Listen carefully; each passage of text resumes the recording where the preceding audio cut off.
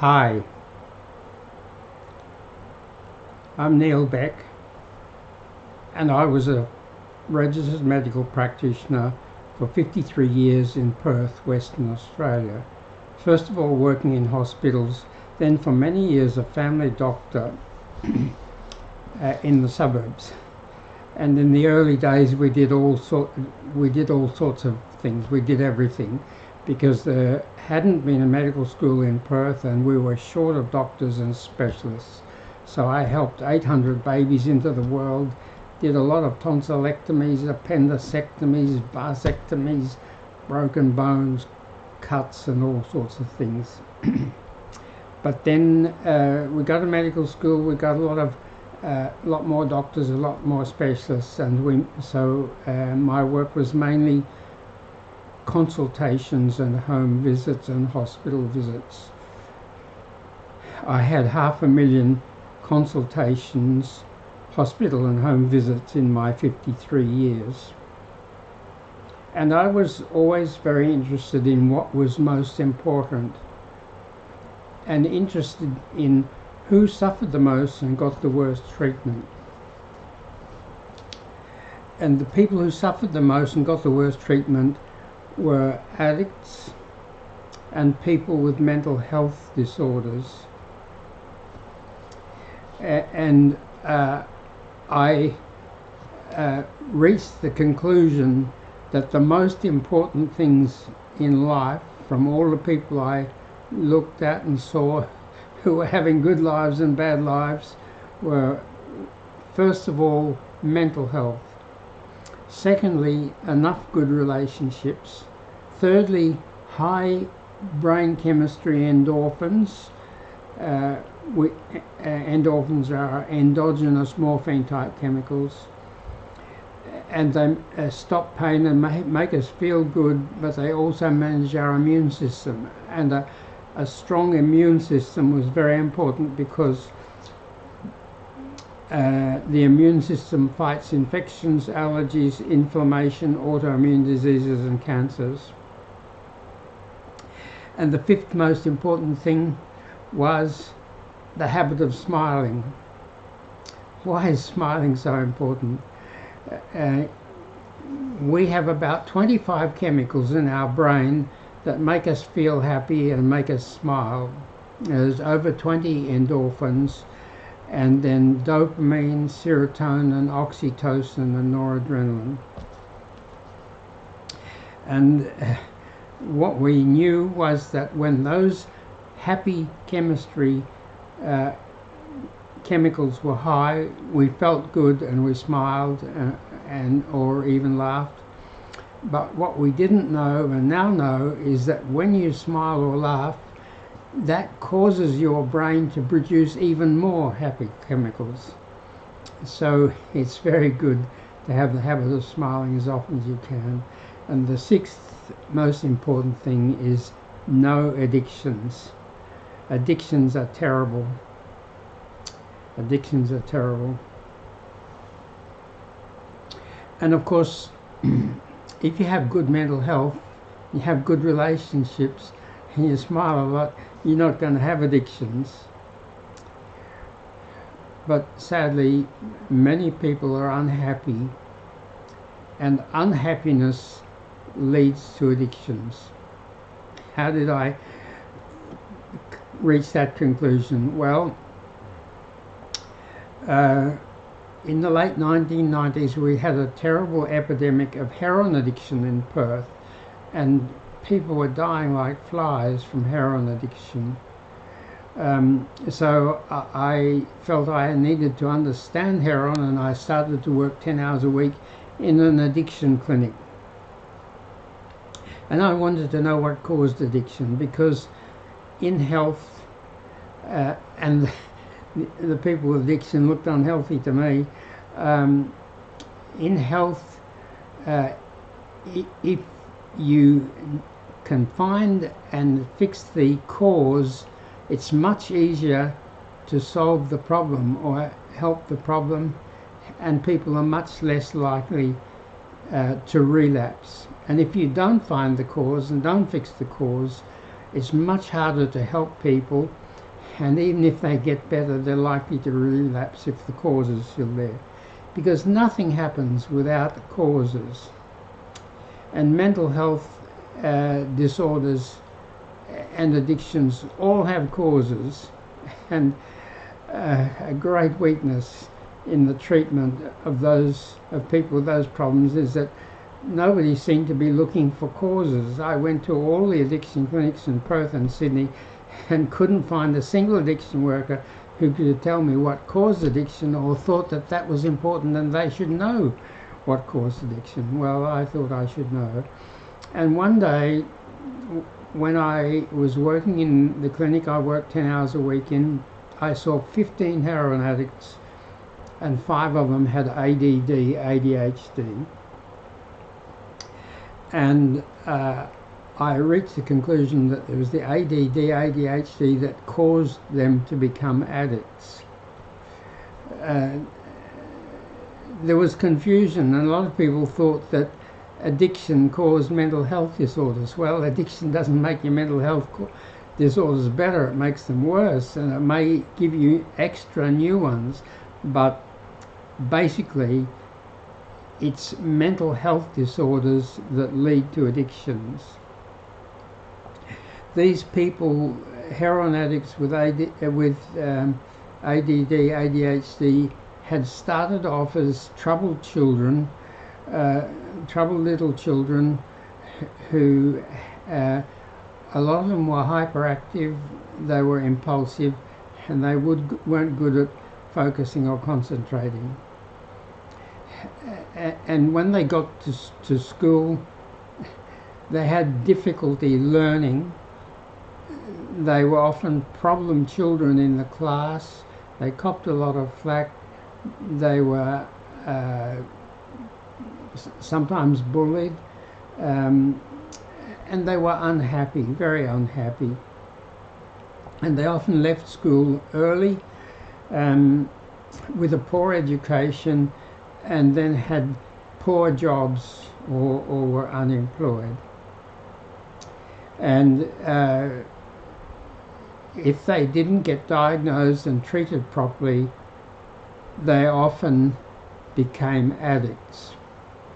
They were looking for something to relieve all their distress, and they were sitting ducks for the drug pushers because they're impulsive. The drug pushers only have to hold on and say, try this, this will make you better, and they take it. Even if their friends had died from taking that chemical, they would take it because of the impulsivity of ADD, ADHD.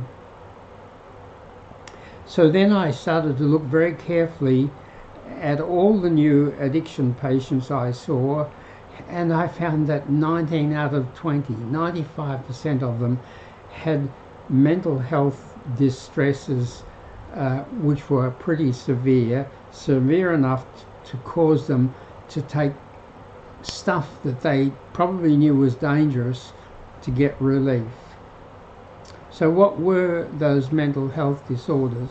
The commonest was anxiety, worry type disorders.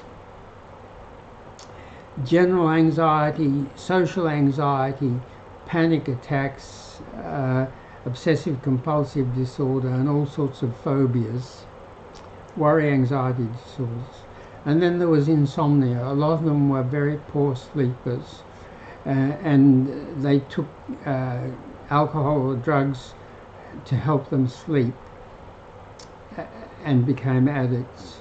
And then there was major depression, bipolar disorder, ADD, ADHD, post-traumatic stress disorder, something that I called post-traumatic evil focus, which was when people couldn't cope with their terrible problems, they focused on other problems far away, like the CIA or Guantanamo Bay, or the terrible things they were doing to women and children in some other corner of the world. And then there was IAD, which is irritability, anger disorder. Anger and violence were common problems, and they didn't seem to have a name, and they didn't seem to have a treatment. So I called it IAD, irritability anger disorder. It goes irritability, anger, rage, violence, in that order. Some people only had the irritability and anger. Some people had the irritability and the anger and the rage and the violence. And we were having an epidemic of domestic violence in Australia, with on average one woman every 4 days being killed by her partner or ex-partner because of domestic violence, and so many women living in fear, so many children very disturbed, and often men ending up homeless and alone, or in prison because of domestic violence, because sometimes that irritability anger disorder ended in murder. There were a few other things: post-traumatic stress disorder, schizophrenia, and autism. About 8 main ones. The Bible of psychology, the DSM-5, lists about 500 different mental health problems, but I found that if I could deal with those 8, I could help everyone. And a lot of the people with the worst addictions had 2 or 3 of those problems. Almost nobody only had one problem. Your brain's not very big, and if this part not working very well, that part not working very well, and then that part's not working very well. So these things go together, and problems cause problems which cause problems. And one of the great problems was that there was a stigma about mental health. People didn't like to admit that they had mental health problems, didn't like to ask for help, and help was hard to get, and so many of them got no help until they got so bad that they crashed. In the old days we used to say they had a nervous breakdown. Now we're more specific. Was it anxiety? Was it depression? What was it? But the problem was that once someone crashed, they had many problems. By that time they had employment problems, money problems, housing problems, relationship problems, and they needed so much help that they never got it.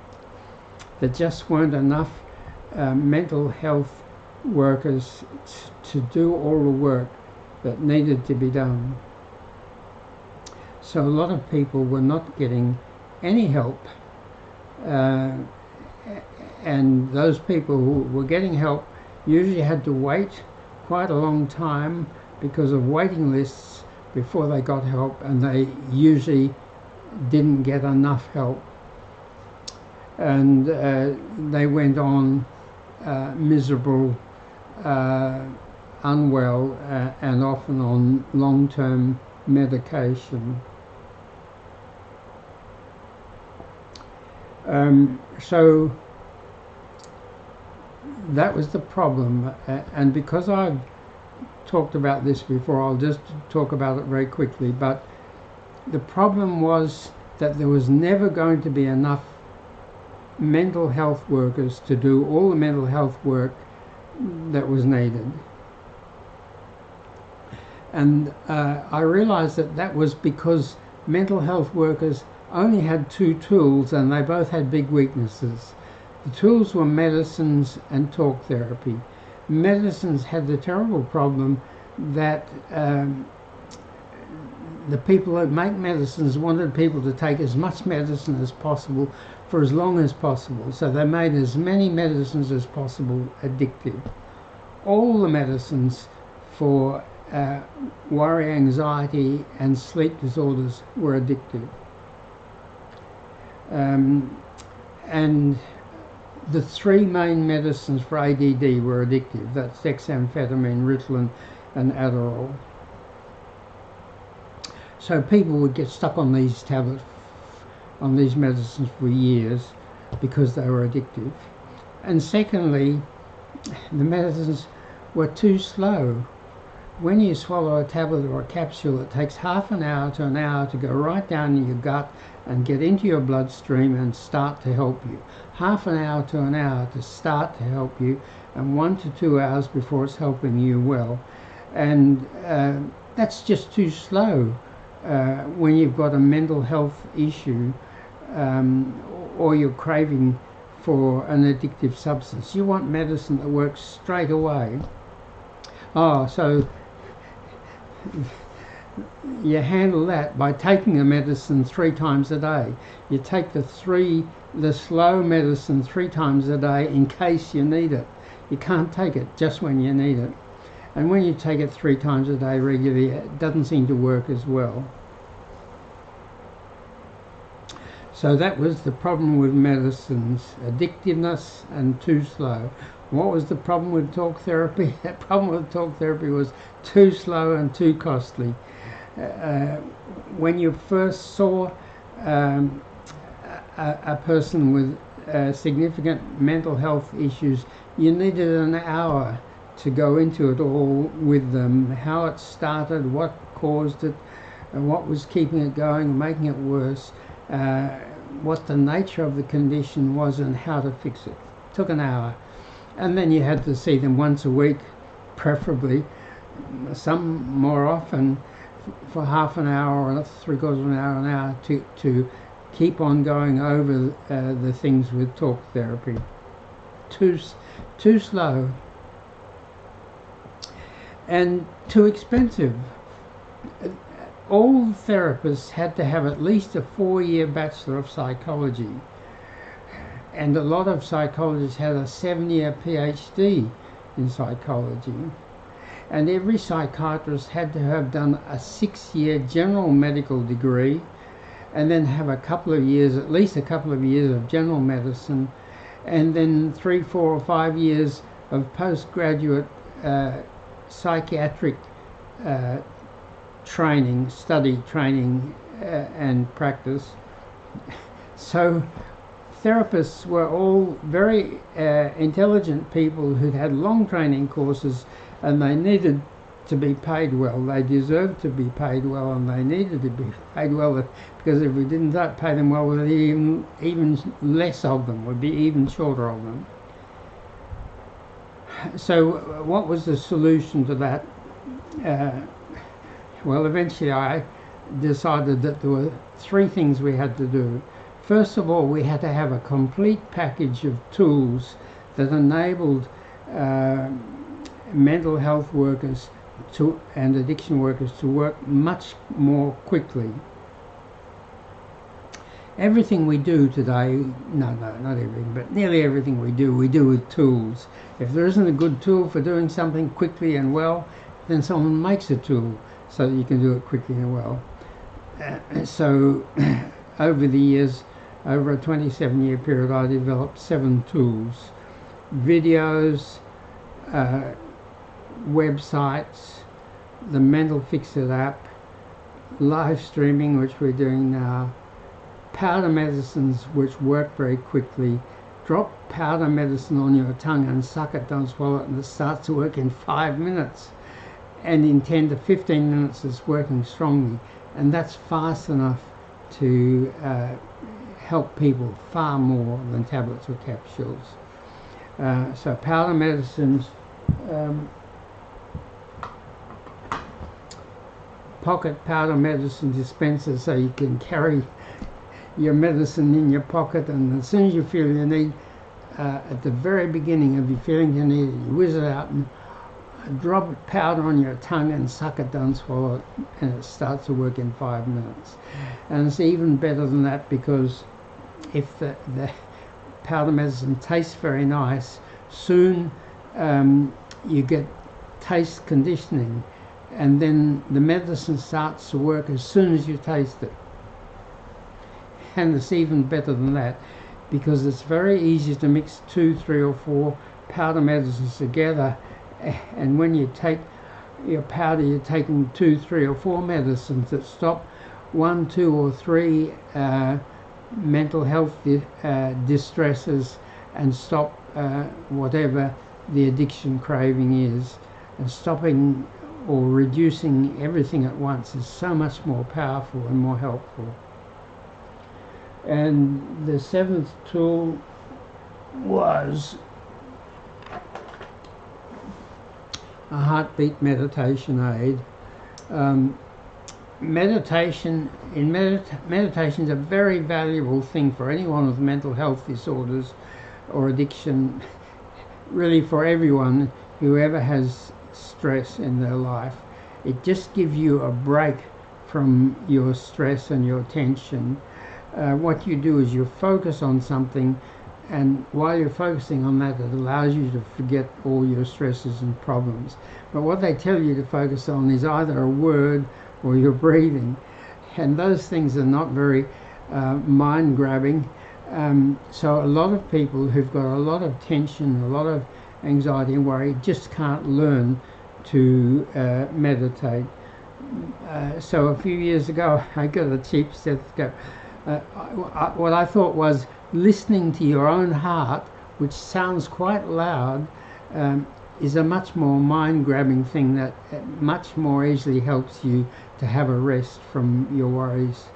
I've been listening to people's hearts for 50 years, and I knew that they sounded loud and clear and interesting, so I just got the cheap stethoscope, cut it short, you plug it in like that. This is the hearing part. You just put that under your clothes, over your heart on the upper left side of your chest, and listen to your heart beating and focus on that, which is pretty easy, and that helps you to have your holiday, your little break from your stresses and strains.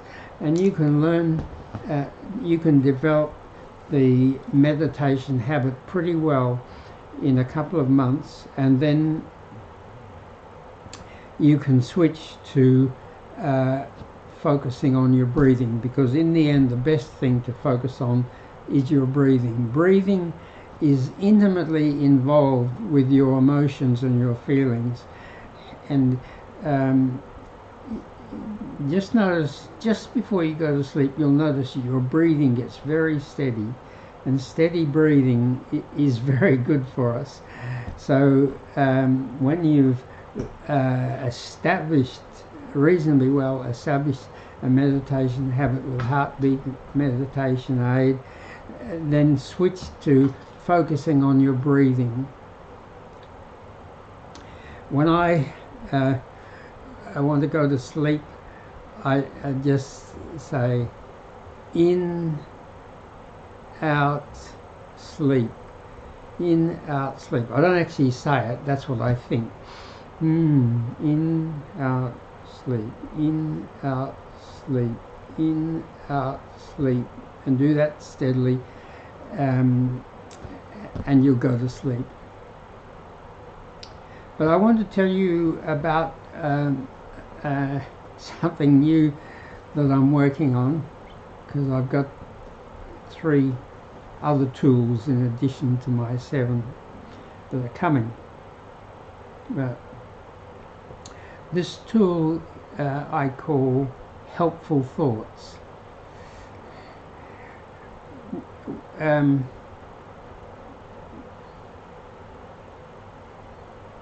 A lot of what goes on in us is a habit, and habits are unconscious things that happen automatically and you don't know about it. But we do also think about things, and the thoughts we have can be very helpful. It can be very helpful to have some helpful thoughts.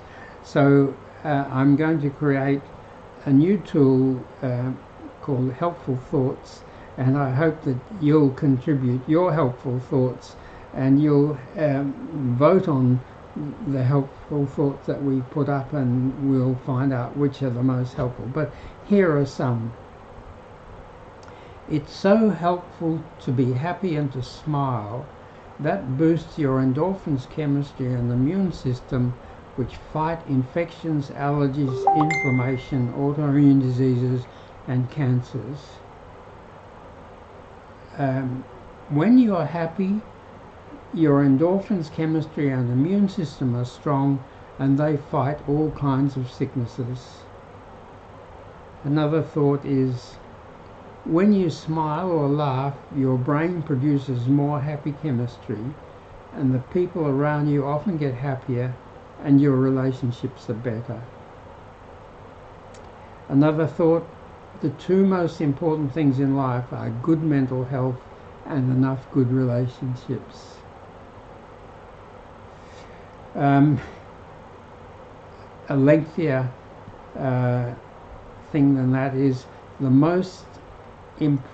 6 most important things in life are good mental health, good relationships, strong endorphins chemistry in your brain, a strong immune system which the endorphins chemistry manage, a habit of smiling often, and no addictions. And of course, if you have good mental health and good relationships, you're not going to get addictions. But if you have mental health disorders and bad relationships, addiction is a definite possibility. Another thought, ChatGPT says happiness is essential as it nurtures mental well-being, strengthens relationships, and fuels positivity. Another thought, everything good or bad that happens in us or we do happens through electrical triggers and messages flowing in our nerves and chemical triggers and messages flowing in our blood. Another thought, make helpful triggers and messages flow stronger then stronger by repeating them often. Any activity that you repeat often will get stronger and stronger. The triggers and messages underlying will get stronger. Another thought, make harmful triggers and messages weaker, then weaker, then weaker, then stop them by finding things that enable you to delay them. When you delay habits, they get weaker.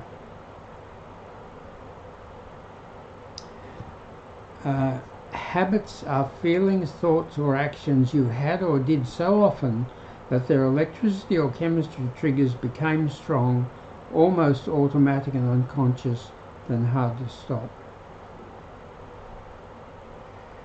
Another thought, the more you delay doing an unwanted habit, the weaker and weaker its triggers and messages get, and the less you do of it, and sometimes miss doing it until breaking it's easy. Then there's quick switching. What's that? One way to delay then stop unwanted habits is by quick switching. Think of and practice some things you can quickly do instead of an unwanted habit. Then when you're tempted to do the unwanted habit, quick switch to doing one of those alternatives instead.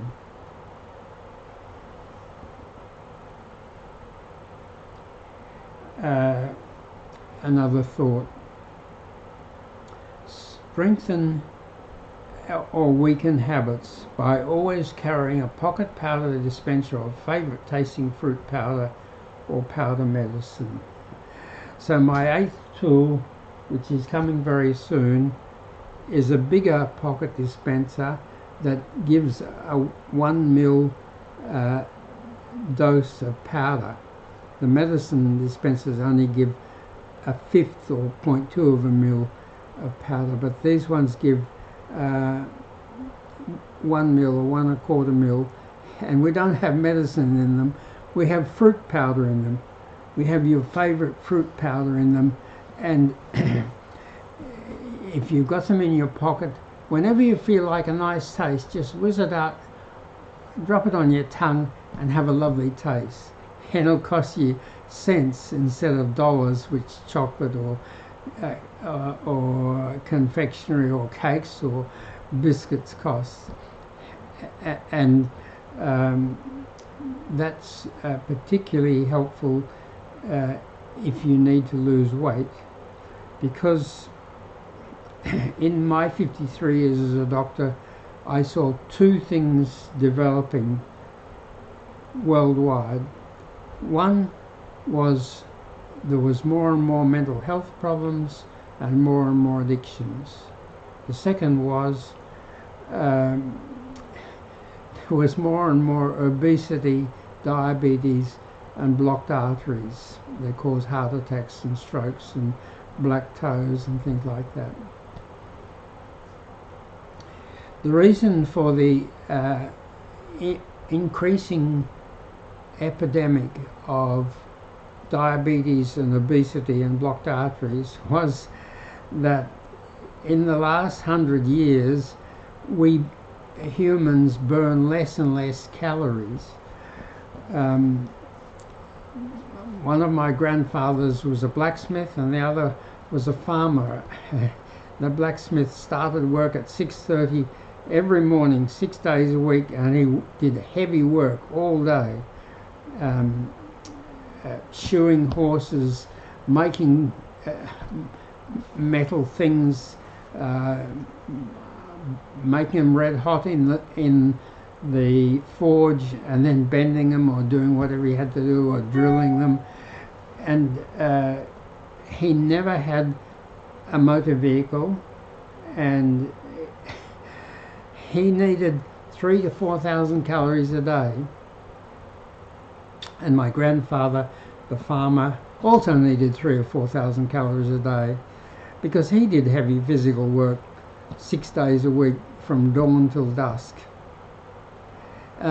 He actually got a car. When he was 40 in 1915, he got a second-hand T-model Ford for £100. So he did a bit less walking after that. But before that, they did so much walking. Well, he probably did quite a bit of horse riding, but my blacksmith grandfather, who lived in town, didn't have a horse.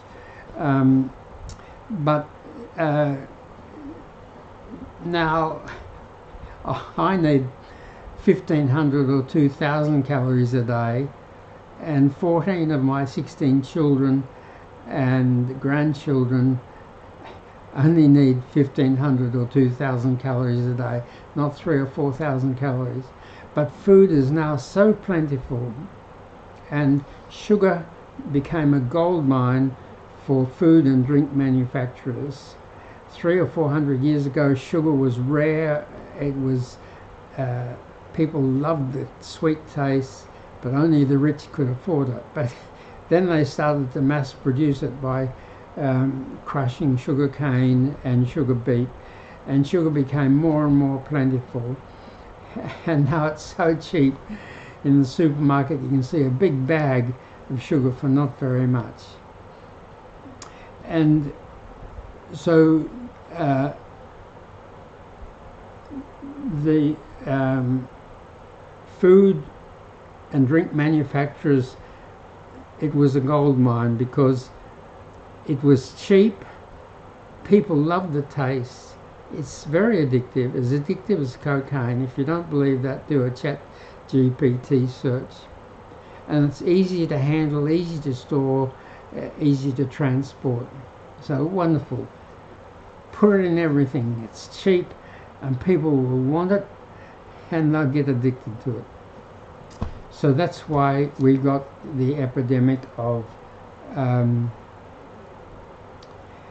obesity, diabetes and blocked arteries, because the fat and the sugar harden and block your arteries until you have a heart attack or a stroke, or your toes get cold and black, and your eyes don't work as well because the blood flow in the back of your eyes is through narrowed blocked arteries, and some dementia is caused by narrowed or blocked brain arteries.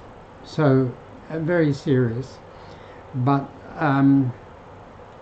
I wondered what we could do about this, and came to the conclusion that what we could do was to get everybody to try to take fruit powder that they loved instead of stuff with sugar in it, instead of cigarettes as well. But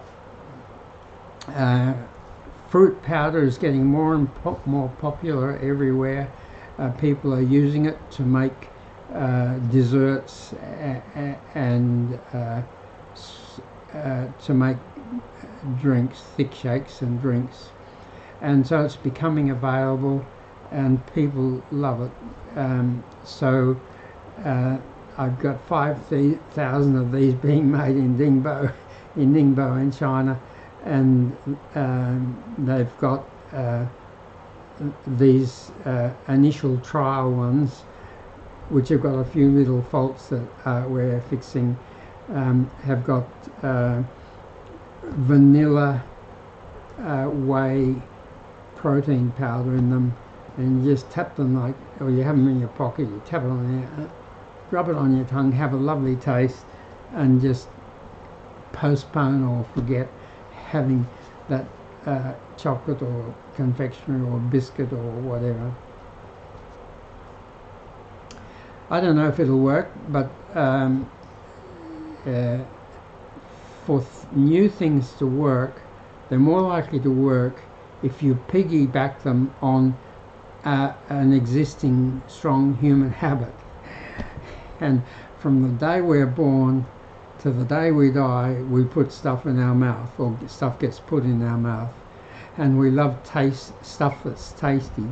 So that's one of the strongest human habits, along with breathing and pooing and peeing, is putting stuff in your mouth. So I hope that a lot of people will want to put lovely fruit powder in the mouth. And the other thing is that fruit powder is basically what humans for hundreds of thousands of years have adapted to. Their guts have adapted to it. Their gut biome of bacteria, viruses and fungi that help to break food down have got used to fibrous vegetable matter, and fruit powder is fibrous vegetable matter. And we need fibre, and sugar's got no fibre in it, to encourage the right gut biome to grow, so that helps our nutrition as well. So yeah, and what else?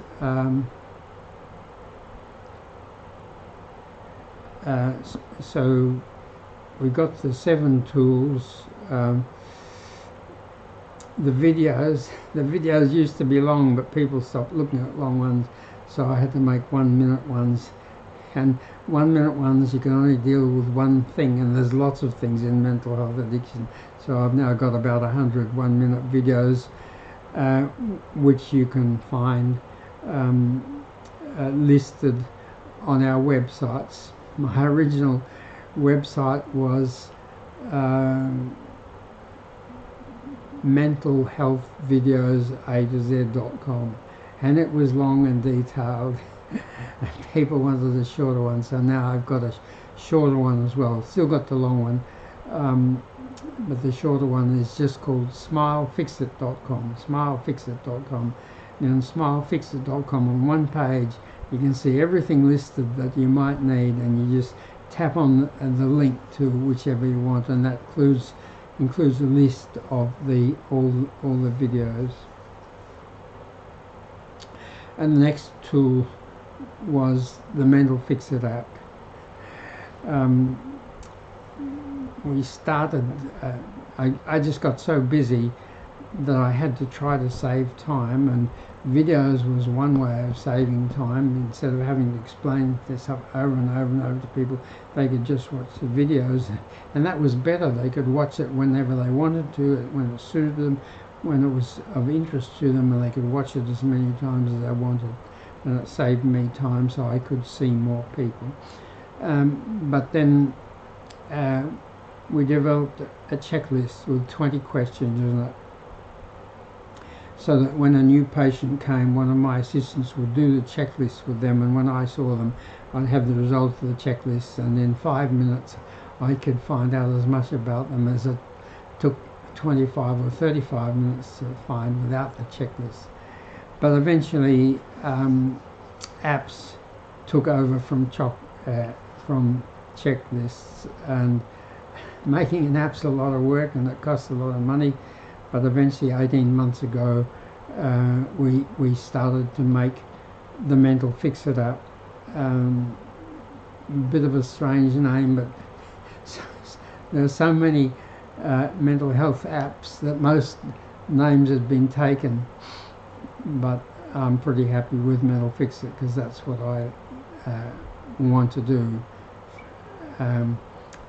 It's a practical, workman-like thing, not theoretical and vague. Mental Fix It. And we finished that about a year ago, and it had 39 questions in it that covered every aspect of mental health and addiction, and a few related aspects of social and physical health.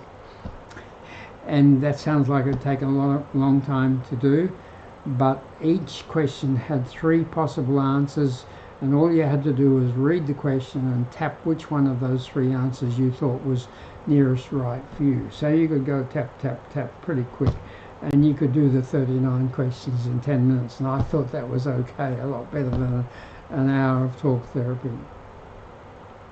But people wanted something faster, so we reduced the number of questions from 38 to 19, and now you can do the Mental Fix It app in about 5 minutes the first time, and you gradually get quicker and quicker. So just grab your phone, find the App Store icon if it's an iPhone, or the Google Play icon if it's an Android. Tap on that, and in a few seconds download the free Mental Fix It app, and then in 5 minutes tap your answers to its questions, and it gives you 4 very helpful things. First of all, it tells you which 6 1-minute mental health videos you can watch that will help you most with your particular problems, because different people have different problems and need to look at different videos. So it tells you the 6 1-minute videos that you can watch immediately on your phone in 6 minutes. So tap the App Store, Google Play, download the app, do the app in 5 minutes, watch the videos, 6 most helpful videos in 6 minutes, and in 10 or 15 minutes you're miles in front. You've got a very good idea of what your problems are, and understand them and what to do about them. But we recommend that you do that app check very often, preferably every day to begin with, because every time you read a question, think about it and decide which is your answer, you understand that question, you understand that problem better, you understand yourself better. So you get clearer and clearer and clearer. And the clearer and clearer you are about what your problems are and understand them, the faster you're going to get better. The easier it is to get better, and the faster you'll get better. And the other 3 things that as you tap your choice of answers to the last question, you get this instant report on the screen of your phone, and it tells you the 6 videos to watch immediately. It will help you most. It tells you which medicines are likely to help you most, which you should then research. Go online and consult Dr. Google about the medicines before you see your doctor to get a prescription. And thirdly, it gives you a list of everything that you've tapped as a problem, and each one has got a score. Each problem has got a score, which depends on how important that is, and how bad you've got it. for instance, post-traumatic stress disorder is much more important, much worse than mild anxiety. Bipolar disorder, severe bipolar disorder is much worse, more important than some mild phobia. So it depends how important the things you have got and how severe, because everything comes in mild, moderate and severe. So if you've got a severe dose of a very important thing, that item's going to have a score of 15. And if you've got a mild degree of a less important thing, that item's going to have a score of 4. And so the third thing that your incident report gives you is a list of all your problems in descending order of importance. And that's very important, and one of the reasons why talk therapy fails, because talk therapy is so slow that you usually only deal with the biggest and maybe the biggest and the second biggest problem, but you've got other problems that are only 10 or 20 or 25% of your trouble, but they're still important, but you never get to them with talk therapy. But with this you see everything, and as you fix some of those things, then you can focus on other of those things till you've fixed everything.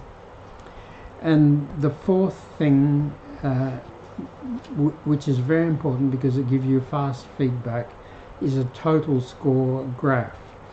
So each time you do the mental fix-it app check, it adds up the scores for all the problems you've got and gives you a total score for that day. And that total score is a general indication of how you're going, and it puts the total scores every time you do the check in a graph. And you just look at your instant report and you can instantly see that you're getting better. You sort of know you're getting better, but this is more exact. Or you're not getting better, and if you're not getting better, the treatment's not working.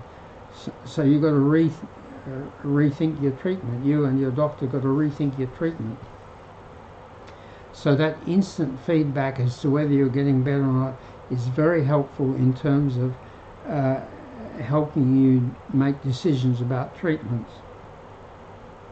It's also very helpful in helping you to know whether things that you do or that happen to you in your life are helpful or unhelpful. If you do something and your total score graph gets worse, then that's something you shouldn't be doing. And that quick feedback helps you, it motivates you, it helps you to discipline yourself. Or if you do something, you read a book, or you go to a conference, or you have some consultations with someone and your score gets better, you know that those things are good, so you keep doing more of them. So the total score graph is very valuable for giving you immediate feedback, which is a guide for how your treatment should be continued or changed, and for what things in your life are helpful or unhelpful. Now, what else?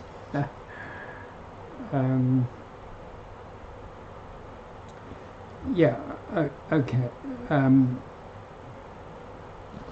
So the 8th tool is the pocket powder, fruit powder taste thing. And when you have a lovely taste, that encourages you to do whatever you're doing. And if you think of something, you want to do something that you don't want to do, then that taste can be a quick fix. So quick fixing is you get some things, a few things, and you practice them that you can do instead of the thing that you don't want to do. And as soon as you start to think of doing the thing that you don't want to do, you quick switch to one of these alternatives, and that enables you to delay or avoid doing the thing you don't want to do. And very nice taste is a lovely quick switch. And you can keep on every minute, have another dose of lovely powder, and just focus on that and focus on that and focus on that, and that'll help you to delay or to avoid doing what you don't want to do.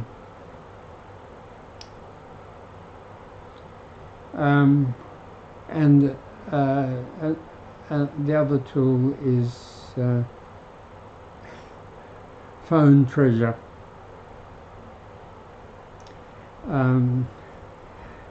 I want to develop a tool where people have a lot of stuff on their phone that they love,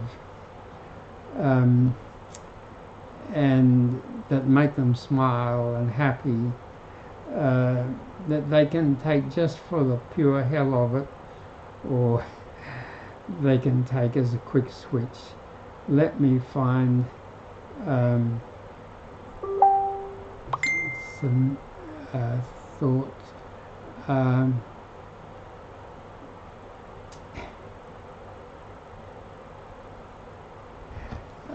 No, I can't find it at the moment, but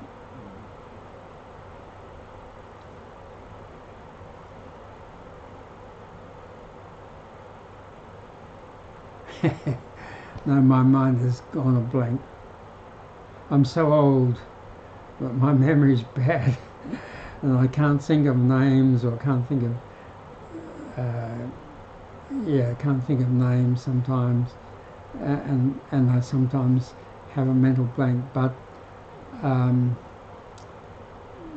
so seven tools that we have, 100 1-minute videos, SmileFixit.com website where you can find everything you want. Just tap on the link. The Mental Fixit app, live streaming, which I try to do every Wednesday, Friday and Saturday evening at 7 p.m. Perth time, which is 9 p.m. Sydney and Melbourne time. But unfortunately it's 7 a.m. New York time and 4 a.m. Los Angeles time and something like that in London. So it's a user-unfriendly time for people in the Northern Hemisphere. And most people live in the Northern Hemisphere, so I'm now doing my Sunday session at 9 o'clock on Sunday morning Perth time, which is about 9 a.m. New York time, and a more civil hour for people in the Northern Hemisphere. And I try to do an hour or an hour and a quarter, but sometimes I run out of wind and stop a bit earlier. And I don't know how to cooperate with people. People want to come on and work with me, or want me to go and work with them, and I don't know how to do that. I don't know how to talk to people directly, but I'm very interested in what you think. So please send me your comments and questions and criticisms. The live streaming is on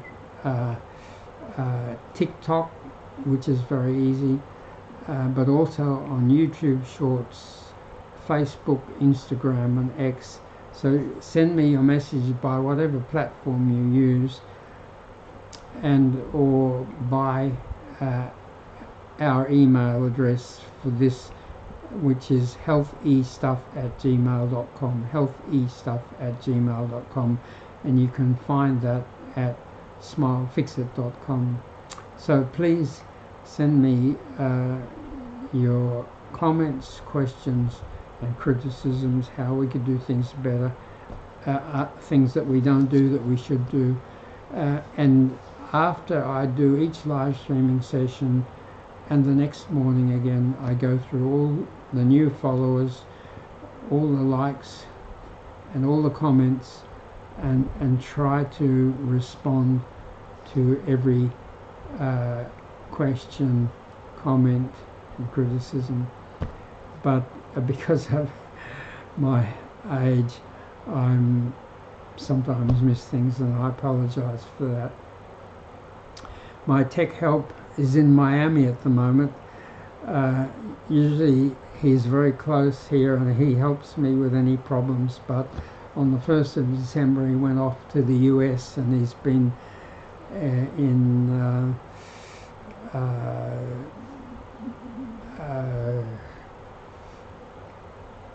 San Francisco, and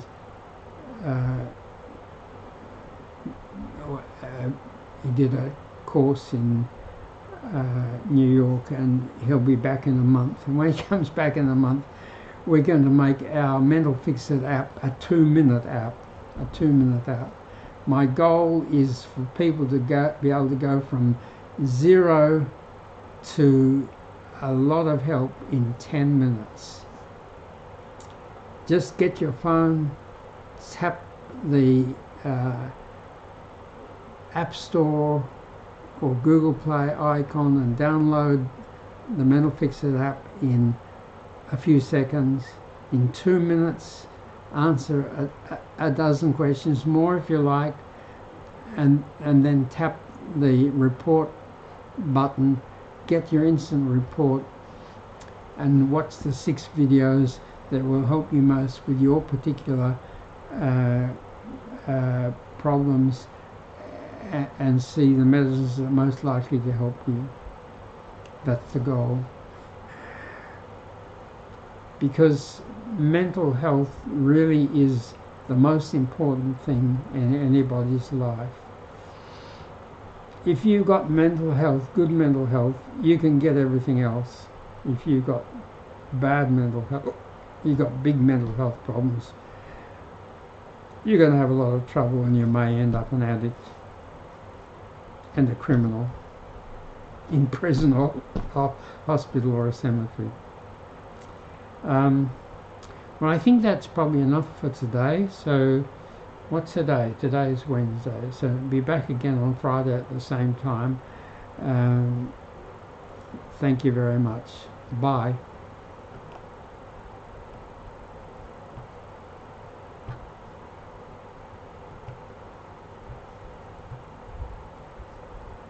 Oh.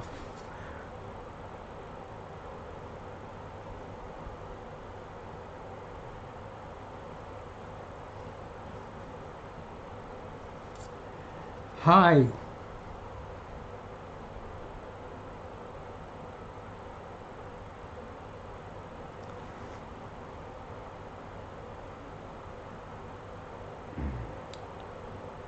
I'm Neil Beck, and I was a family doctor or a registered medical practitioner for 53 years in Perth, Western Australia. First of all, working in hospitals, then for many years a family suburban doctor at a time when there was no medical school in Perth, so we had a shortage of doctors, and family doctors did a lot of things they don't do anymore. I helped 800 babies into the world, did a lot of tonsillectomies and appendicectomies and vasectomies and broken bones and cuts and all sorts of things. And I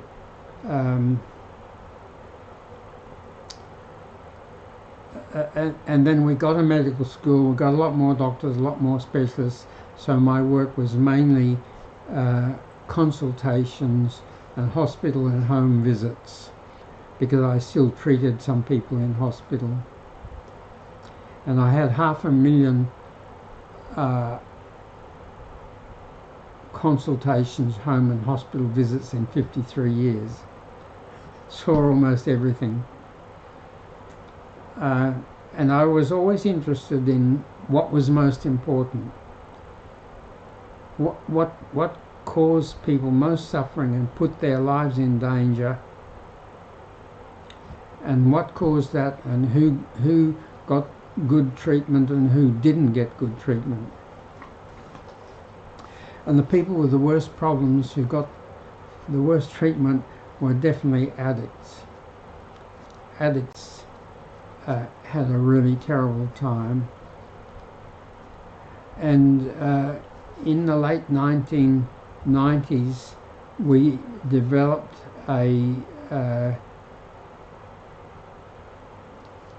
terrible epidemic of heroin addiction, and lots and lots of people died from heroin overdoses. Young people would tell me they were the last person standing in their group. Everyone else had OD'd on heroin. So I thought I'd better learn about heroin. So I started to work 10 hours a week in a heroin addiction clinic. Well, it was an addiction clinic, but 99% of it was heroin. And I wanted to know what caused addiction. Why did people become addicts? And I couldn't find anybody who could tell me what caused addiction. I went to all the addiction clinics in Perth and Sydney and couldn't find a single addiction worker who could tell me what caused addiction or thought that that was important to know what caused addiction. But I thought it was important to know addiction, to know what caused addiction. In health, and it looked like a health problem to me, these people look pretty sick.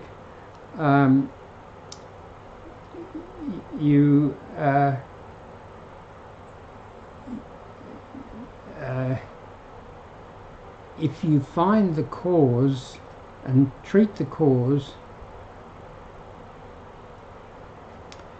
it's much easier to help them get better and they don't relapse. If you don't know the cause and the cause is still there, it's hard to help them get better and they often relapse. Why won't they relapse if what caused them to get sick or to become an addict originally is still there? So I looked very carefully, and one day in the clinic where I was working 10 hours a week, I saw 15 heroin addicts and 5 of them had ADD, ADHD. And I became clear that it was the ADD, ADHD that caused the addiction, not the addiction that caused the ADD. Because these people,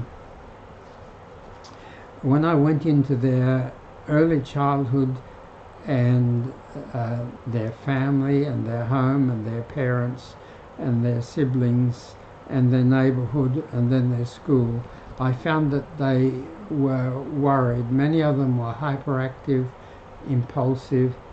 They had difficulty focusing on concentrating. They were problem children. A lot of them had one, or a few had both parents had ADD, and that often meant that the family was poor because that parent had a poor education and had a poor job that didn't pay very well. And when these kids got to school, they were problems in the classroom. They were hyperactive, they were distractible, they couldn't focus and concentrate, and they learned poorly. And a lot of them ended up leaving school early with a poor education and then having poor employment or unemployment and not very good pay. And that suffering had, if they didn't get their problem diagnosed and treated, eventually resulted in them taking street drugs and becoming addicts. They were sitting ducks for the drug pushers because of their impulsiveness. A drug pusher would see them and say, "Oh, this will make you a lot better very quickly," and they just take it, even if they knew that a friend of theirs had died from taking it. And of course a small amount which they could easily afford at the beginning would give them a lot of relief, but soon they had to take more and more and more to get the same relief, because that's the way that addictive substances work. They work very effectively to begin with, but you get a resistance or a tolerance for them, so you need more and more to get the same relief until eventually you're on a lot of it. It's costing you much more than you can afford, which is making you hungry and perhaps even homeless, and you're still not getting the relief, and you can't stop, because all that addictive substances screwed up your natural chemistry so much that natural chemistry doesn't work well without the addictive substance. So if you try to stop it, you get awful craving. So then I started to look very carefully at all the new addiction patients and check their early childhood, family, home and neighbourhood and school experiences, and found that 19 out of 20, 95% of them had serious mental health disorders. In fact, addiction was stage 4 mental health illness. Addiction is stage 4 mental health illness. So what were those mental health illnesses? There were about 8 main ones. The commonest were mental health worry problems, general anxiety, social anxiety, panic attacks, obsessive compulsive disorder, all sorts of phobias. Then there was sleep disorders. A lot of them had great difficulty sleeping. And then there was major depression. And then there was bipolar disorder. And then there was post-traumatic stress disorder. And then there was a condition I called post-traumatic evil focus, where they couldn't cope with their personal problems, so they focused on other people's problems far away, the CIA or Guantanamo Bay, etc. And then there was another condition which I called HIA. No, that's wrong. IAD, irritability anger disorder, because anger was a common mental health disorder. There was a lot of domestic violence. On average, one woman was killed in Australia every 4 days by her partner or ex-partner through domestic violence. Lots and lots of people were angry. It was a complete spectrum, of course. The mild ones were just irritable. Then went irritability, anger, rage, and violence. And some of it was just bullying. A person found out that if they got angry, everybody did what they wanted. So whenever they wanted people to do something, they get angry. Just manipulation. But a lot of it wasn't manipulation. A lot of people who were angry did not want to be angry, but it just seemed to affect them. It seemed to affect them like epilepsy affects people. They would just suddenly have angry outbursts. And what I eventually realized, that these people had unhappy, mostly had unhappy infancies, where things happened or didn't happen that made them irritable and angry, and this continued to happen in childhood, and anything that goes on and on and on gets stronger and stronger, because the electrical triggers and messages and chemical triggers and messages that underlying these things, including anger, just get stronger and stronger the more often you are angry. And there was very low self-esteem. Quite a lot of people had very low self-esteem because they came from awful backgrounds.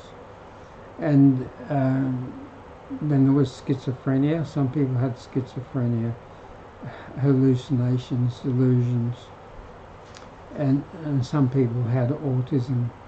They just didn't know what the people around them thought and felt, and they had great difficulty with relationships. And of course, what I found was that although people were usually told they've only got one mental health disorder, they almost never only had one mental health disorder. Your brain's not very big. If that part of your brain not working very well, that part next to it and behind it also not working very well, and you've got 2 or 3 or 4 disorders. Most people had 2 or 3 mental health disorders, and if you just treated one and didn't treat the others, they improved, but they didn't get better, didn't get completely better. So you had to know about everything, and then gradually deal with the problems. Deal with the problems they were ready to deal with and could deal with first. Sometimes the biggest problems they couldn't face, they couldn't deal with to begin with. So you deal with a smaller problem. And when they fixed a smaller problem, they felt a bit stronger, they felt a bit happier, they were a bit better problem solver, and then they'd fix another smaller problem, and then they'd fix another smaller problem, and eventually they'd only have the big problem left, and they'd be a lot happier, a lot stronger, and a lot better problem solver, and they could fix the big one. So, and what I saw was that there was so much mental ill health and addiction that there was never going to be enough mental health workers and addiction workers to do all the work that was needed to help all the people that needed help. So a lot of people were not getting any help, and it appeared that almost nobody was getting enough help, and they only got help after long delays because there were long waiting lists. And the lack of the insufficient mental health problem was due to the fact that mental health workers only had 2 tools, and those 2 tools both had serious weaknesses.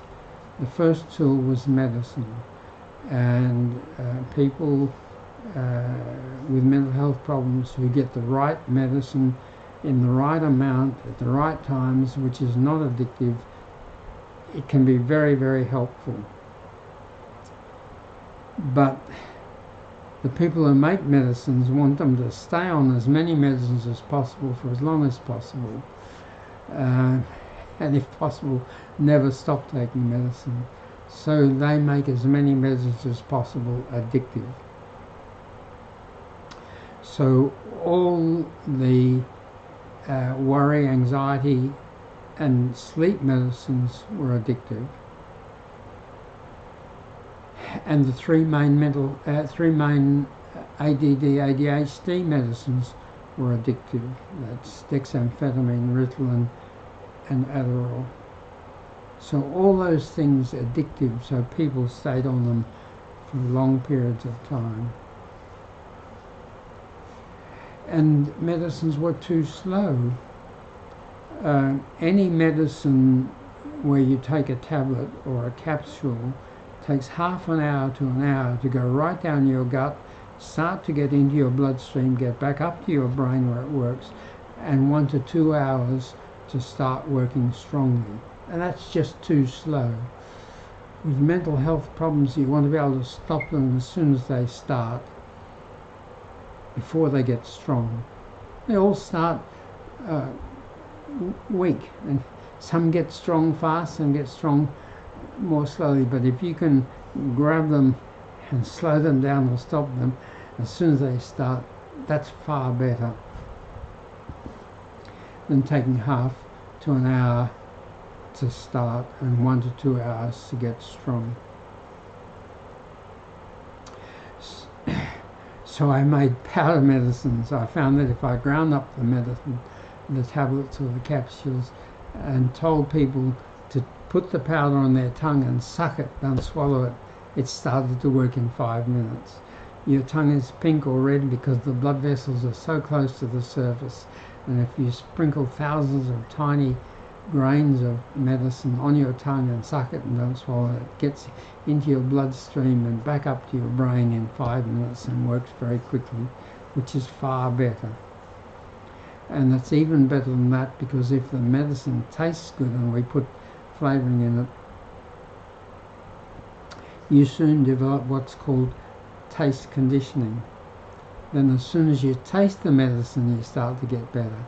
Your body connects having a lovely taste and getting better, and then you get a placebo effect. As soon as you taste the medicine, as soon as it hits the taste buds at the back of your tongue, before it's even absorbed, you start to get better because of taste conditioning. And that's a real benefit, not a make-believe benefit, a real benefit. And getting even earlier helps you to reduce any suffering or craving even more. And it's even better than that, because you can mix 2, 3 or 4 tablets, powders together very easily. And when you put the powder on your tongue and suck it, with 2, 3 or 4 different powder medicines are stopping 2, 3 or 4 different mental suffering and the addiction craving all at once. Well, it doesn't work perfectly, but it works much better than one medicine, and it works much better than 3 different tablets or capsules, which people often can't afford because there are a separate prescription for each, and they get them mixed up, and they take too many of the one that they like and not enough of the one that they don't like, even if it's helping them, because the benefit's slow, so they're not sure which is doing what.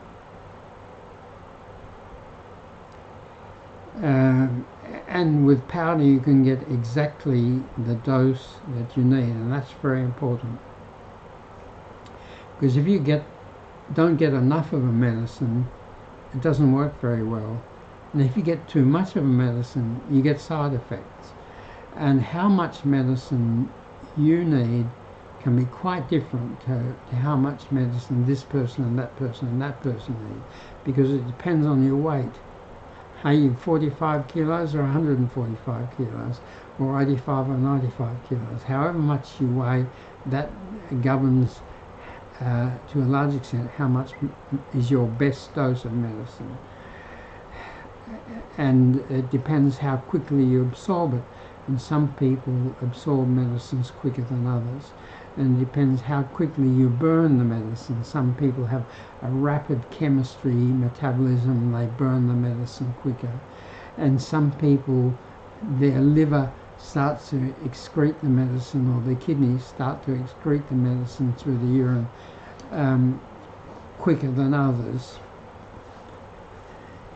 If you've got liver failure because of alcohol problems, you need a much smaller dose of some medicines than if you haven't got liver failure, and you're much more likely to get side effects from having too much. But with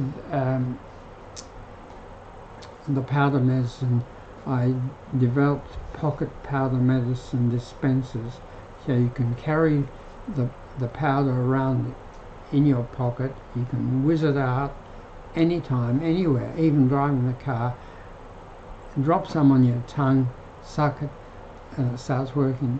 But with powder you can adjust the dose much closer to what's exactly right for you than you can with tablets or capsules. Sure, with tablets they may make 2 different strengths, a few they even make 3 different strengths. You might be able to break them in halves, you might even be able to break them in quarters. With capsules you can't do that, so it's hard to get your exact right dose. It's hard to know what the best dose is and hard to get it.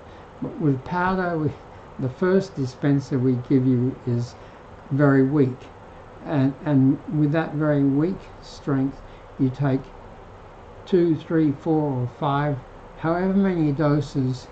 You start with 1, then 2, then 3, then 4, then 5, and you find how many doses give you your best effect with the least side effect. And once you know how many doses give you your best effect with the least side effect, we can calculate how strong that medicine is and give you a dispenser which has got the right strength of medicine in for you to be able to just take 1 dose and get the right amount. So that's very important.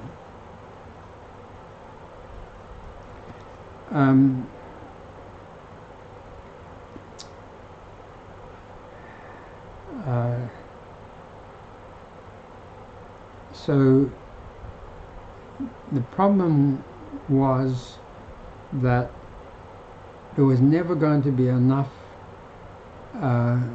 mental health workers to do all the work that all the people with mental health problems and addictions needed. And that was largely because the 2 mental health tools, addiction and talk therapy, had big faults.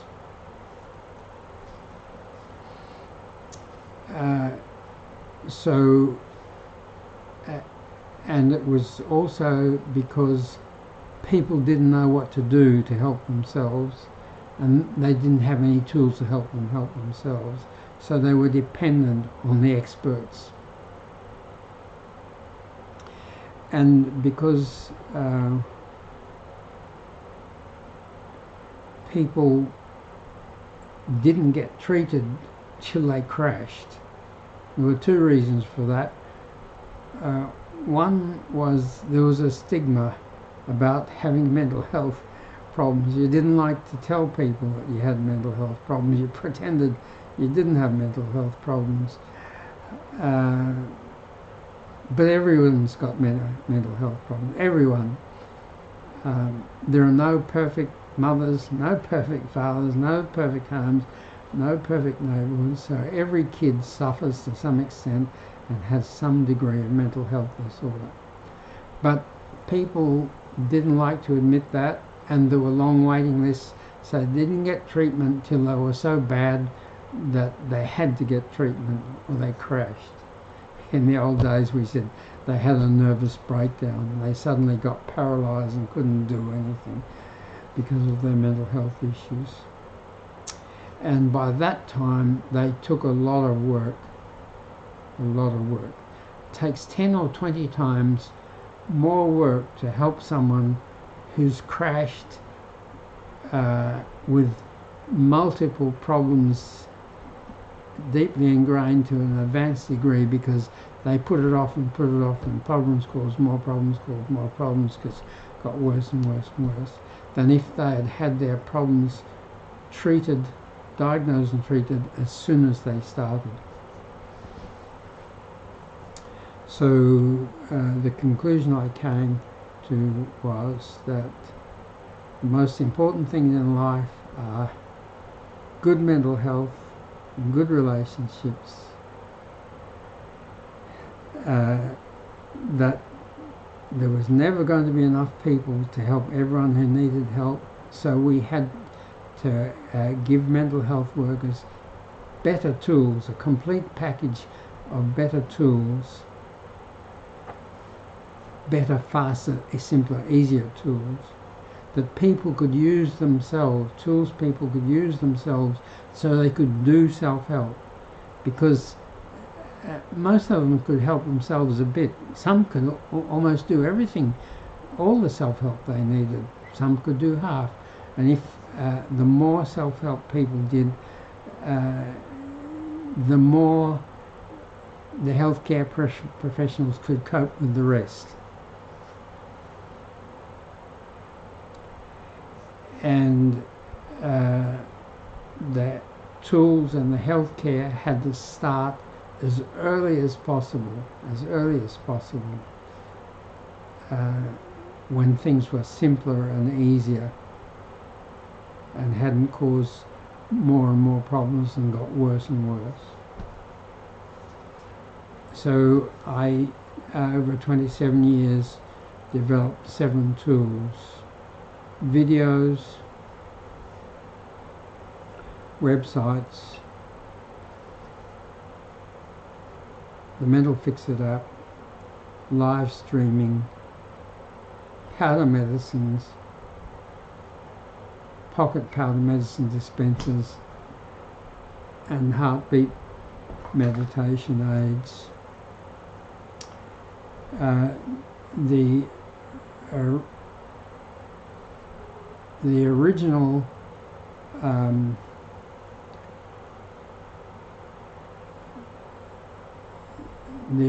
video about 12 or 14 years ago was 10 minutes, and 10,000 people watched it in 9 months, so I thought I knew what I was doing, so I did another 9. And they got viewed a lot in the early days, but gradually people stopped watching them. And then I thought, I've got to do them better. So I spent a lot of time making 31 more individual videos on each subject, but they didn't watch them either because they were 7 to 12 minutes.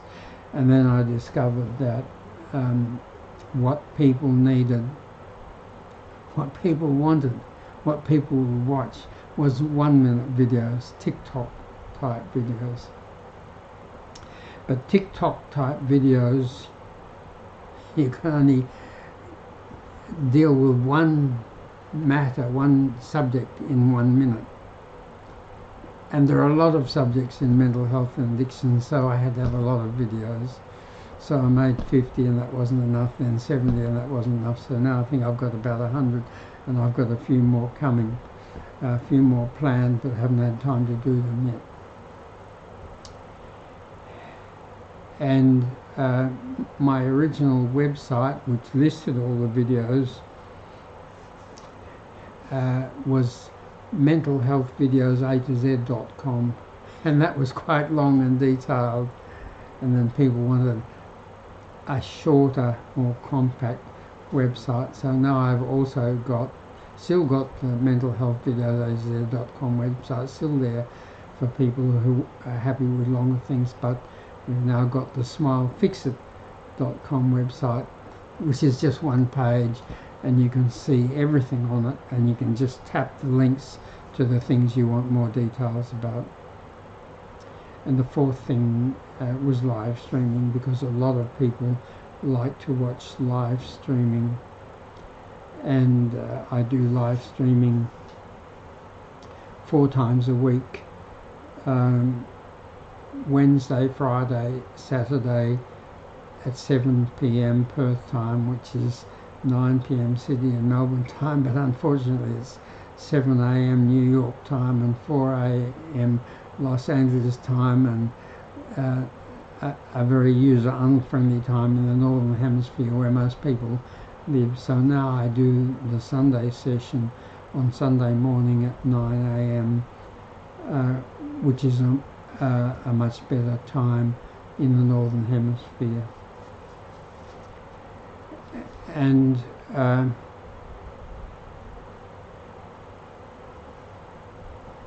the powder medicines, we've got a complete range of those that people can absorb through their tongue very quickly, and that they can get exactly the right dose for them, particular size and metabolism and excretion rates and so on, and which they can get as a combination of 2, 3 or 4 medicines that deal with 2, 3 or 4 problems at once.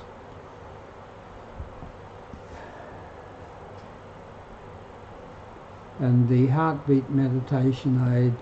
Meditation is a very valuable habit for anyone with mental health or addiction problems to develop. For anybody who has a fairly busy, stressful life to develop, because what it does is it gives you a little rest or break from all your stresses and strains. What you do is you focus on something, and when you're focusing on that something, you stop thinking about all your problems. Or at least that's the theory. But if you've got a lot of problems, it's very hard to do that.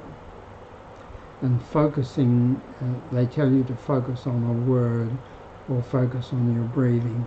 And those things are not very attention grabbing. So the people who need to meditate most and would most benefit from it often can't learn to do it. So I thought listening to your heartbeat would be a much more attention grabbing thing. So I got a cheap stethoscope, cut it short. That's the hearing part. You put it down behind your clothes on the skin of your upper chest, right over your heart, and you listen to your heart beating loud and clear and strongly. It's very interesting, and it's much easier to stop thinking about all your troubles. And with that heartbeat meditation aid, you can start to develop a habit and get it quite strong. And when it's quite strong, then you can focus on your breathing, because focusing on your breathing is the best thing, because your breathing is very connected to your emotions and to your body function.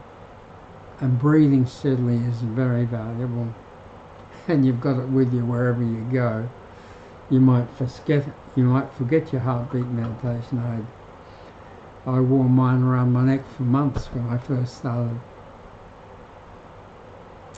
But yes, if you want one, just email us. We'll send you one for $25 plus postage to anywhere in the world.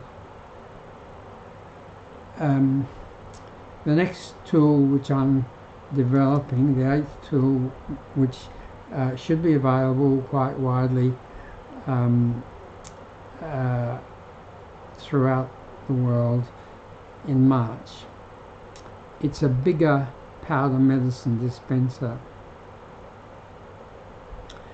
The medicine dispensers only give 0.2 of a mil, 1/5 of a mil of powder, but these dispensers dispense fruit powder for its taste and its nutritional value, and you need 1 or 1 1/4 mils. So the dispenser has to be big, and the doses have to be much bigger. And what you do is you put your favourite fruit powder in it, and fruit powders are getting more popular all over the world and being used for making desserts and sweets and making thick shakes and drinks. So they're available and people love them, and you can buy them in supermarkets or online. And what you'll do is we'll sell you 2 or 3 of these. They'll only be about $5 each, and you put your favourite powders in them, and you take your favourite powder with you today and a different one tomorrow, or you can take them all with you, and you can have whichever taste you feel like tasting. And every time you get the urge to have some chocolate or some confectionery or some cake or some biscuits or something that's got a lot of sugar in it, you have a taste. You can have repeated tastes, have many tastes a day you like, because each taste only costs you a few cents, not dollars like a chocolate or a cake or a biscuit. And it may at first only allow you to delay having the sugary stuff, but the more you delay it, the weaker the habit gets, and eventually you can stop having those things.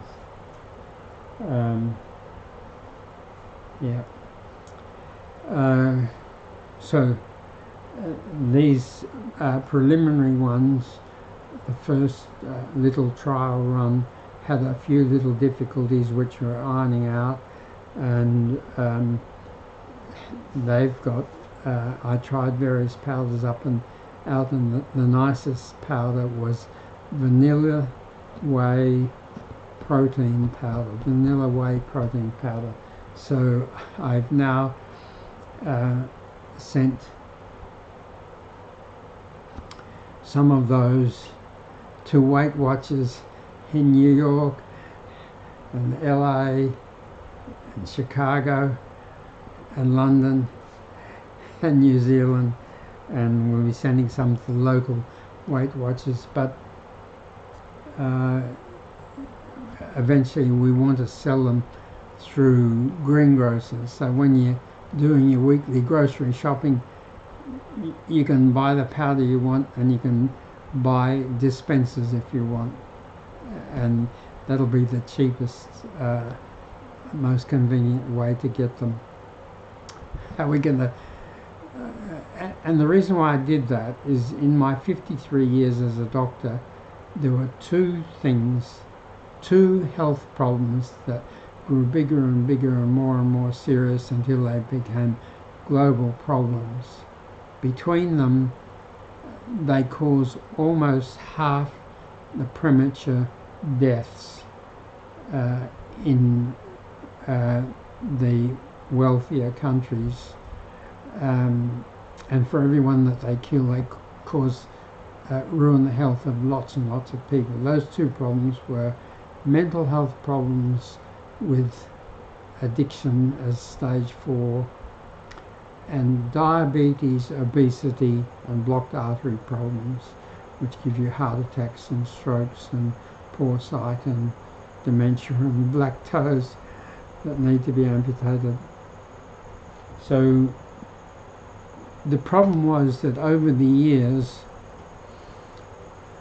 we went from needing 3,000 or 4,000 calories a day because of all the physical work and walking we did, to sitting at a desk and going everywhere in a car or public transport and not walking, and only needing 1,500 or 2,000 calories.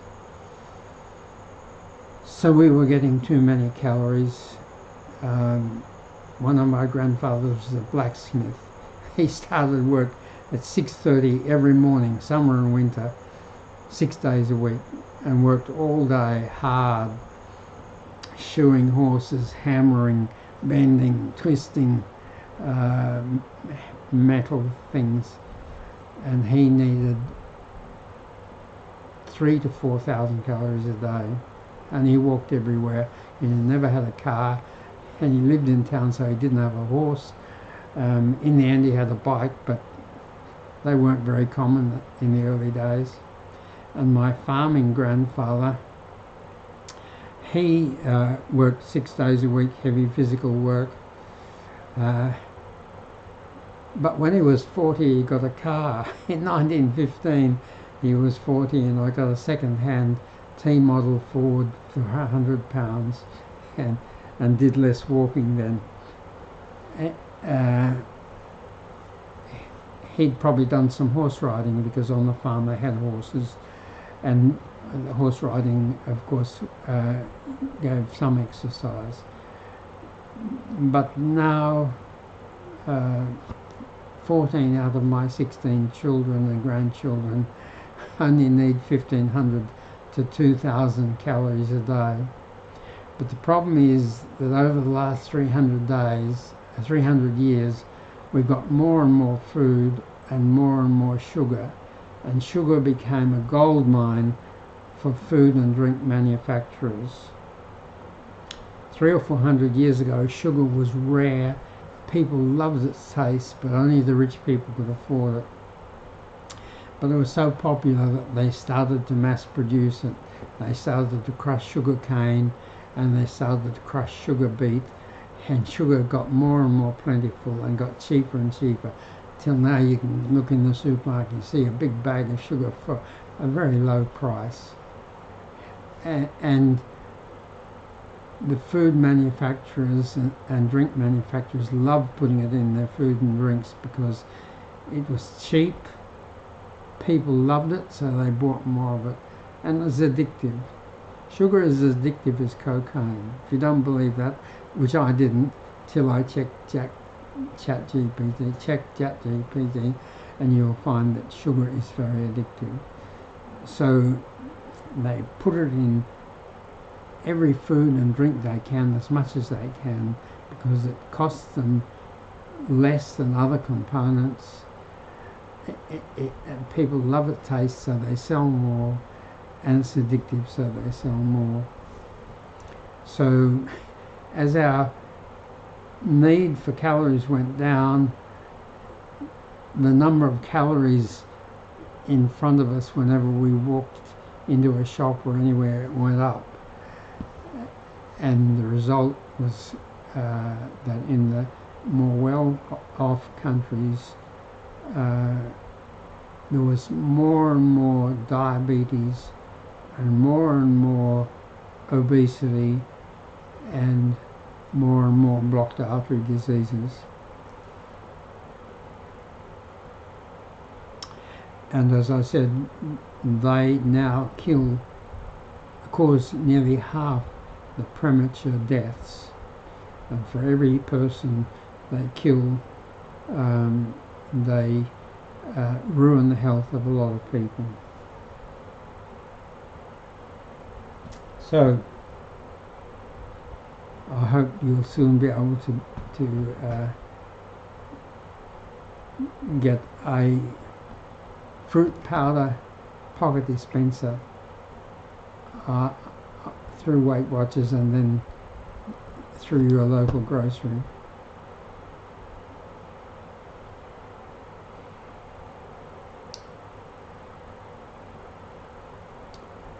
Another tool which I'm working on, I call the helpful idea tool. A lot of 60 to 65% of our life, including sleep, is habits. Habits are things we've done so often for so long that they become almost unconscious, almost effortless. They just happen. But we still do quite a lot of thinking, and what we think can be very important in our health. And good ideas, helpful ideas, can be very helpful. So another tool I'm hoping to build, and I hope you'll help me build it, is the helpful ideas tool. It'll be a website, app type thing, where you can occasionally go through and look for ideas that would help you. So let me give you some of them, and eventually we want you to send us your helpful ideas, the ideas that help you, that might help someone else, and for you to tell us which of our helpful ideas you think are most helpful, so we can put them at the top and the less helpful ones will be at the bottom. So here are some helpful thoughts. It's so helpful to be happy and to smile. That boosts your endorphins chemistry and immune system, which fight infections, allergies, inflammation, autoimmune diseases and cancers. Happiness gives healthiness. Healthiness gives happiness. It's so helpful to be happy and to smile. When you're happy, your endorphins chemistry and immune system are strong, and they fight all kinds of sicknesses.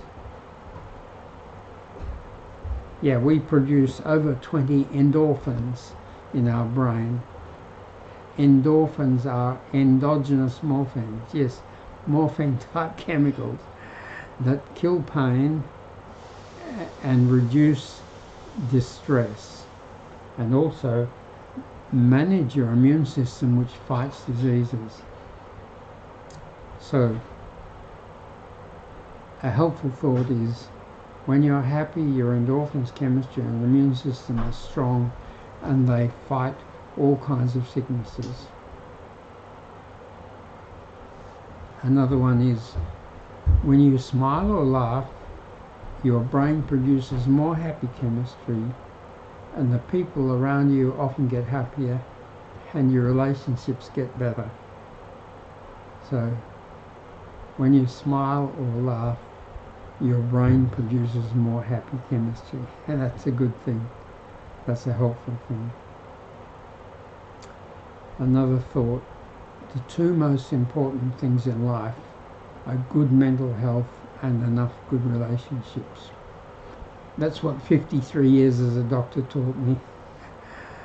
The two most important things in your life are good mental health and enough good relationships. And if you have that thought, that's going to help you to work on those things, to get those things, to get more of those things.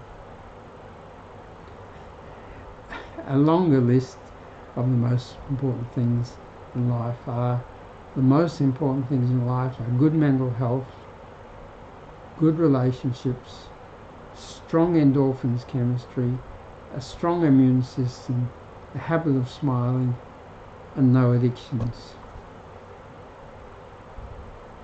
If every young person, as early as possible, could have those helpful thoughts, they would have a better life. But we'd all have a better life if we had that thought. The most important things in life are good mental health, good relationships, strong endorphins chemistry, a strong immune system, a habit of smiling often, and no addictions. Another thought is, ChatGPT says happiness is essential as it nurtures mental well-being, strengthens relationships, and fuels positivity. ChatGPT says happiness is essential as it nurtures mental well-being, strengthens relationships, and fuels positivity. I'm a fan of Googling things. Just wonderful to be able to search anything you want. But some things are even better on ChatGPT. And now I do ChatGPT. For instance, one of the most important things in mental health is transgenerational trauma. One of the great mistakes that doctors make is they think and treat us as though we're all individuals, but we're not individuals. Every one of us is just part of a stream of lives, our mother's stream of lives and our father's stream of lives. And we are so much affected, especially, most of all, by our mother, but by our family.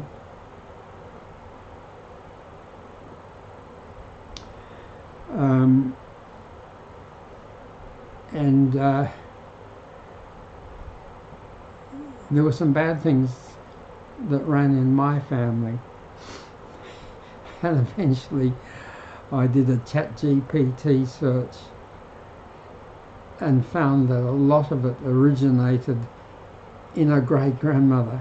Can you believe that? My life and my children's lives were affected, at least in part, by a great-grandmother. When she was 16, she had her first son. She had 4 sons in 7 years. Today, it's believed that any woman who has 3 children in 5 years with all mod cons and family support is in danger of stress and depression. I can assure you this great-grandmother had no mod cons. And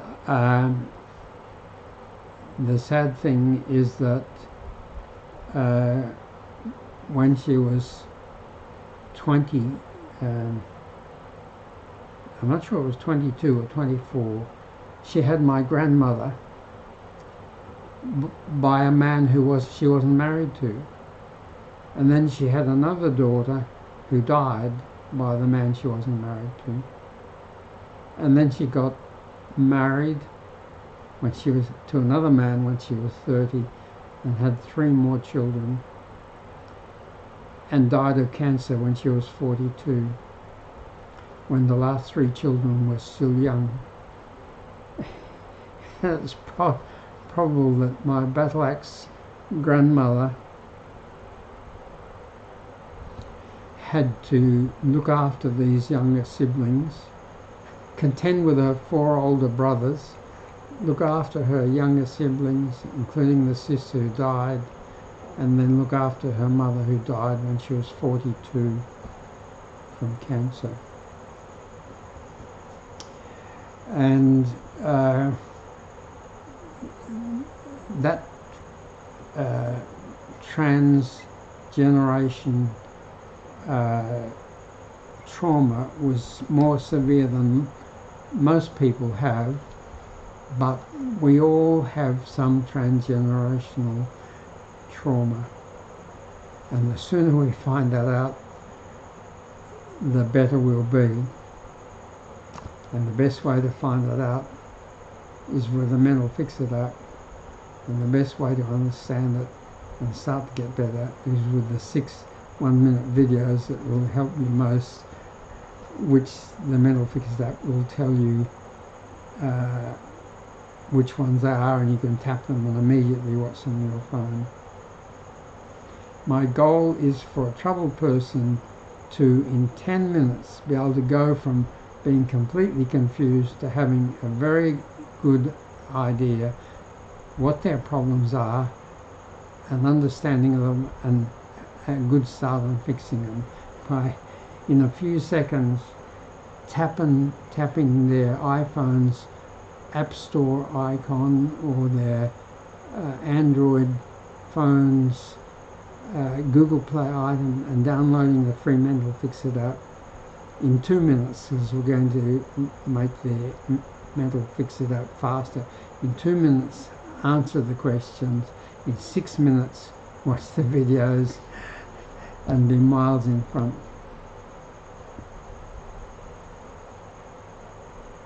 Yeah, so some more helpful thoughts. Everything good or bad that happens in us, or we do, happens through electrical triggers and messages flowing in our nerves and chemical triggers and messages flowing in our blood. Nothing happens without triggers and electrical or chemical flows. And we can make triggers and messages flow stronger and stronger by repeating them often. And we can make harmful triggers and messages weaker, then weaker, then weaker, then stop them by finding things that enable you to delay them. I'm not a big believer in going cold turkey, which is what a lot of people in my age group say, you've got to go cold turkey. It's too hard for most people. And within a day or 2 or 3, they've stopped and they've relapsed. But what you have to do is to delay harmful triggers and messages, which makes them weaker, then weaker, then weaker, until you can sometimes stop them, and that makes them even weaker, and then you can quit. So another helpful idea is what things would help me delay my bad habits, delay doing my bad habits. One thing is quick switching. Think of and practice some things you can quickly do instead of the unwanted habit.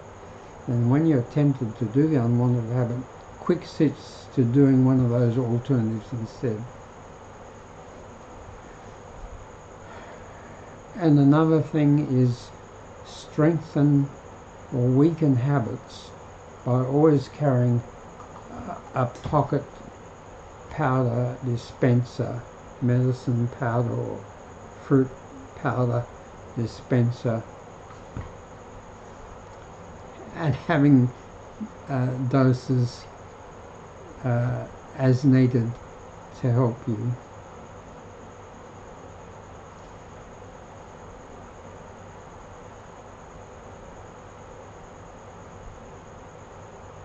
Yep, so helpful ideas.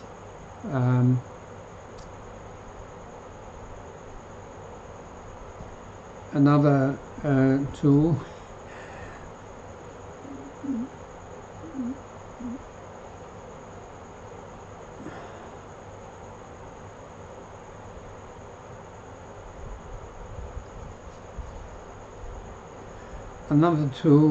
that I hope to develop, which I hope you can help me develop, is I call it phone treasure. Phone treasure. Everybody's got a phone now. It's in their pocket. They can whiz it out. And if you've got wonderful things on your phone that make you happy and smile, that can make your life better.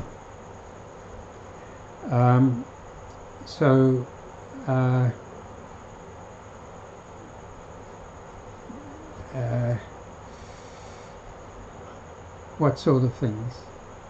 Well, photos of your children and grandchildren, or your friends, or your mother or your father or your grandparents.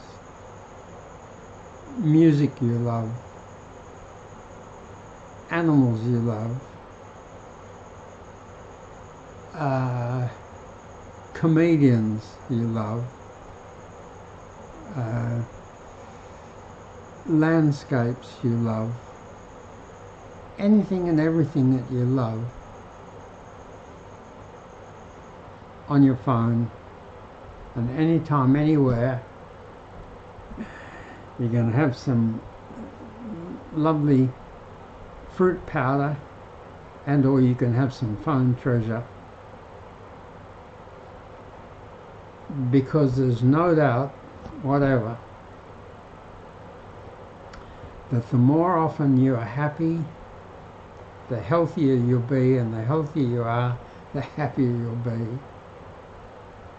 And if you've got no way of fixing the bad patches, you're going to become at greater risk of sickness and ill health, because your because your endorphins will be depressed and your immune system will be depressed. So, phone treasure. Well, I think that's enough for today. And it's Wednesday, so I'll be back again at 7 o'clock Perth time, 9 o'clock Sydney, Melbourne time, 7 a.m. New York time, 4 a.m. Los Angeles time, and ungodly hour in London. Please, lots of people want to talk with me, and I want to talk with them, but I don't know how to do it. And they want me to be on my live streaming, or they want me to be on their live streaming. I don't know how to do that either. I'm so old, and my memory is so poor that I just can't do a lot of technology. But I definitely want to know your thoughts and questions and criticisms of my live streaming and of my whole program. Please send me your thoughts, your questions and your criticisms through the platform you watch, because I do it on TikTok and YouTube Shorts and Facebook and Instagram and X, or through our email address for this sort of stuff, which is healthestuff@gmail.com, healthestuff@gmail.com, which you can find at mentalfixit.com. And after I do each session of live streaming, I go through all the new followers, all the likes and all the comments, and try to respond to as many people as I can. And I know sometimes I miss things, but I don't mean to miss things, and I'm really interested in what you think. I'm a great believer in feedback. Okay, enough for today. Thank you. Bye.